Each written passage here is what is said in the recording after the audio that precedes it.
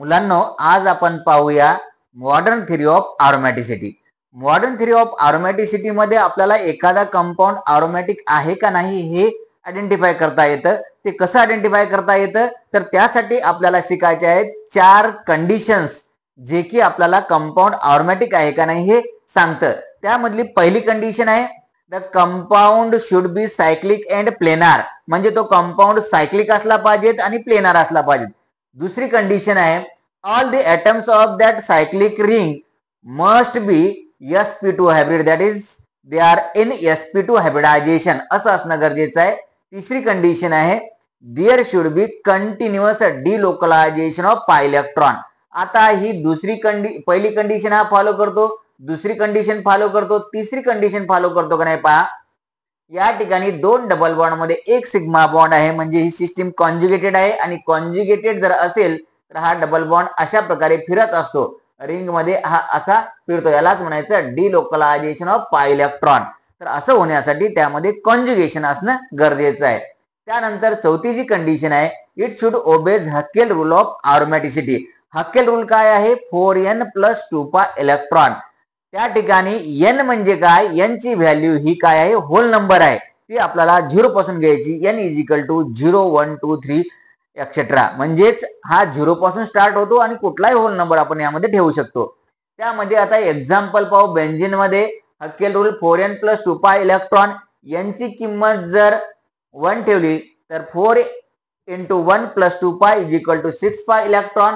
Benzene मध्ये 3 pi bond असल्यामुळं त्याची टोटल पाय इलेक्ट्रॉनची संख्या जी आहे ती 6 π इलेक्ट्रॉन्स, म्हणजे या इलेक्ट्रॉनची संख्या आणि ह्या हकेल रूल मधल्या इलेक्ट्रॉनची संख्या या ठिकाणी मॅच होते, म्हणजे तो कंपाऊंड काय होतो हकेल रूल ऑफ अरोमॅटिसिटी हा ओबे करतो.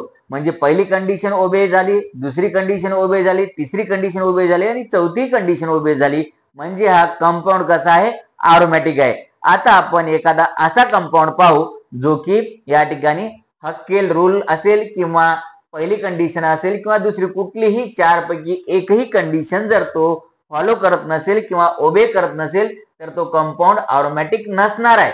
म्हणजेच अरोमॅटिसिटीसाठी त्या कंपाऊंडनं या चारीच्या चारी कंडिशन काय केल्या पाहिजेत ओबे केल्या पाहिजेत. आता दुसरा जो कंपाऊंड अरोमॅटिक नसणार आहे असे एखादे एक्झाम्पल आपण पाहू. सायक्लोपेंटॅडायनिल कॅटायन, याच्यामध्ये 2 डबल बॉन्ड आहेत जे की कॉन्जुगेशन मध्ये आहेत आणि त्याच्यासोबत एक आहे पॉझिटिव्ह चार्ज. आता या कंपाऊंड मध्ये पहा कंपाऊंड सायक्लिक प्लेनार आहे का, आहे. Second one all the atoms of cyclic ring are sp2 hybrid, correct आहे. Third condition there should be continuous delocalisation of pi electron. Exactly, the delocalization takes place because the 2 double bond and positive charge are separated by only 1 sigma bond.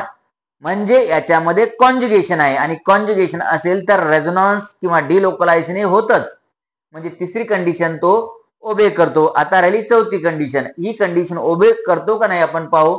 n ची किंमत 0 ठेवा, 4 × 0 + 2 π electron is equal to 2 π electron.